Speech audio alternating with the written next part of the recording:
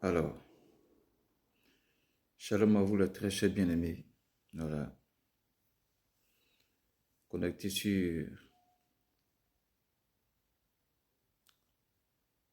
le compte de PPACI, UPPACI, qui est l'Union des paroles des prophètes d'Afrique Côte d'Ivoire.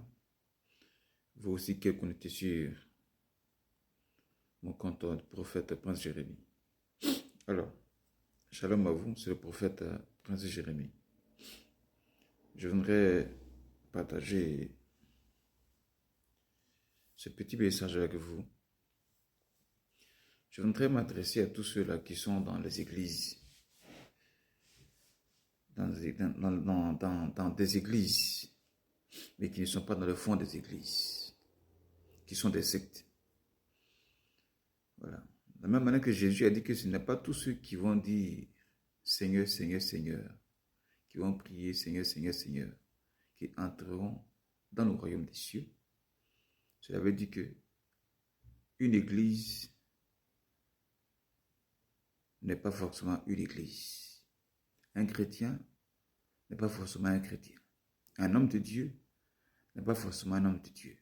En effet, je voudrais vous dire qu'un homme de Dieu qui a tissé des pactes avec le diable, qui a pris des raccourcis, voilà, pour avoir l'argent, pour faire son ministère, qui a vendu son âme au diable, qui est devenu un franc-maçon ou un mystique, qui a des bagues, qui fait la magie, voilà, des guérisons magiques, des guérisons mystiques, des miracles mystiques.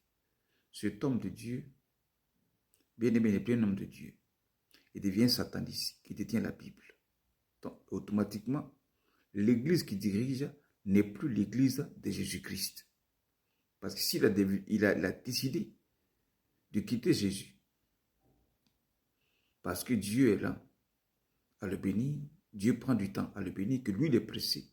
Du coup, il décide de quitter Dieu, de régner Jésus-Christ, son maître, pour être maintenant serviteur du diable. Automatiquement, l'église qui dirige n'est plus l'église de Jésus-Christ. Elle devient l'église du diable. Alors, comme Satan n'est pas venu bâtir des églises, mais lui, il a des sectes. Donc, automatiquement, cette église-là devient une secte. Une secte, mais qui, à la lumière, parle de Jésus, mais dans les ténèbres, confesse le diable. Pourquoi? Parce que dans les ténèbres, il s'agit de cet homme de Dieu. Quand la nuit vous quitte, il va dans sa maison, là, les prières qu'il fait là, ce n'est pas Jésus qui confesse. Ce n'est pas le nom de Jésus qu'il confesse là-bas. Ce n'est pas le Dieu vivant, créateur du ciel et de la terre, qu'il invoque afin de les remplir de sa puissance. Ce n'est pas ce Dieu-là qu'il évoque. Voilà. Quand ils se rencontrent dans le noir, dans leur réunion satanique, dans le secte, ce n'est pas Jésus-Christ qu'ils évoquent là-bas. Mais quand il vient dans le bâtiment qu'on appelle l'église, là, il parle de Jésus. Donc, un faux homme de Dieu, bien-aimé, établi sur une église, cette église n'est plus une église, elle devient une secte. Donc, vous tous, qui êtes fidèles de ces faux prophètes, de ces faux pasteurs, vous devenez aussi des sectaires. C'est pourquoi j'ai toujours dit que vous ne verrez jamais derrière un faux prophète, un faux pasteur, des vrais chrétiens, des vrais fidèles. Parce que lorsque le vrai fidèle, qui est l'Esprit de Dieu, va constater des choses qui ne viennent pas de Dieu sur la vie de cet homme de Dieu, il sera dévoilé, il sera dénoncé. Donc, ça veut dire que le faux, le vrai chrétien ne va jamais suivre un faux pasteur.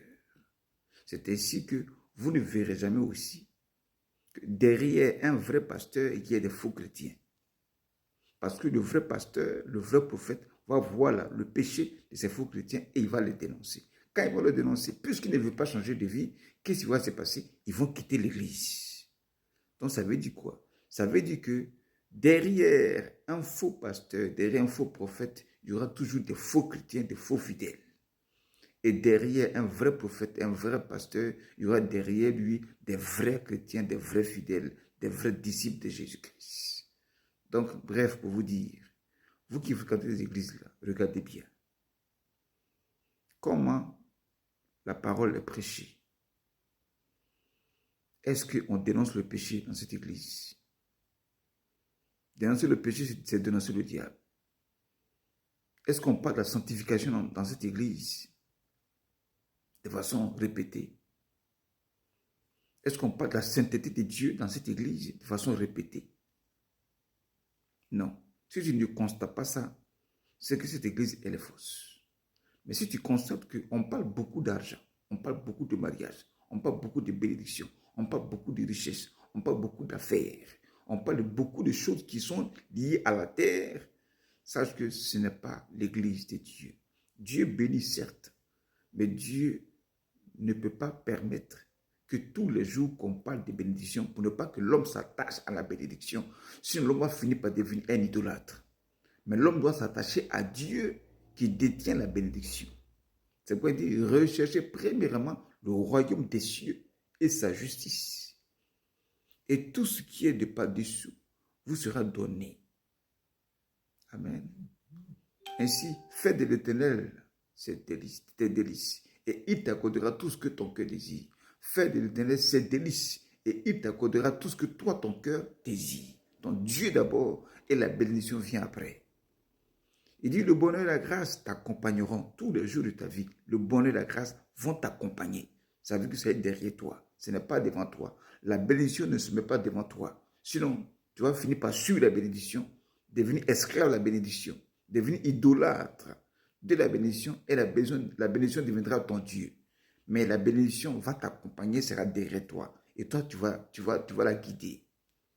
Voilà. Donc, vous tous qui fréquentez les églises, dans lesquelles on ne parle que de richesse, de mariage, de gloire, de bénédiction, de voyage, d'enfantement, de richesse. Vous êtes des idolâtres. Vous êtes des hypocrites spirituels. Vous n'aimez pas Dieu, mais vous aimez ce que Dieu possède à vous donner. Vous cherchez les richesses. Satan n'est pas béni. Hein? Sachez ça. Satan, Lucifer, il n'est pas béni. Le jour où Satan a quitté Dieu, par la faute de sa rébellion, Dieu a maudit Satan. Et dans sa malédiction, là, Satan et tous les anges qui l'ont accompagné ne sont plus des anges. Ils ont pris la forme, la malédiction de Dieu les a déformés. Donc, ils sont devenus maintenant comme des animaux. C'est pourquoi les démons ressemblent à des animaux sauvages. Parce que la malédiction les a déformés. Donc, ça veut dire que Satan n'a aucune bénédiction à donner à un homme sur la terre. Mais les hommes s'en vont chercher bénédiction sur le diable. Quelqu'un qui est bien maudit, il a quoi à vous donner? Quelqu'un qui est bien maudit, qu'est-ce qu'il a de bon à te donner? Satan n'a rien de bon à donner aux gens. Mais comme il est rusé, alors dans la ruse, là, il te montre ce qui brille pour t'attirer, comme on pêche un poisson avec la maison et puis il n'a pas au bout, pour t'attirer. Mais à la fin, c'est pour te montrer qu'il est maudit. C'est pourquoi les malheurs frappent tous ceux qui suivent le diable. Bref, c'est pour vous dire, si tu fréquentes une église où le pasteur, le prophète n'est pas de Dieu, sache que tu es en train de fréquenter une secte. Ce n'est pas Dieu que tu fréquentes là-bas. Et si tu meurs dans cette église, dans cette foi incertaine, ténébreuse, tu iras en enfer. Parce que toutes les prières qui se font là-bas, là, c'est au nom du diable. Et ce sont les démons qu'on invoque sur toi. En effet, tu es possédé, mais tu n'es jamais délivré. C'est pourquoi tous ceux qui fréquentent ces faux pasteurs, ces faux prophètes ne sont jamais délivrés. Vous partez de mal en pire. Donc, shalom à vous. Que Dieu vous bénisse et que ce message vous touche, transperce votre cœur et que la délivrance ait lieu parce que vos yeux seront ouverts au nom de Jésus-Christ. Ouvre ta bouche, parle à Dieu, là où tu es dans cette église-là. Dis Seigneur, ouvre mes yeux et Dieu va te révéler là où tu pries là. Qu'est-ce qui se passe là-bas? Qu'est-ce qui est caché sur l'autel ou sous l'autel? Et tu seras délivré. Et automatiquement, tu partiras de cette église et tu verras la véritable délivrance opérer dans ta vie. Et la lumière de Dieu va te transpercer et que tout change au nom puissant de Jésus-Christ. Shalom à vous. Partagez la vidéo. C'était le prophète Prince Jérémie. Ciao, ciao, ciao.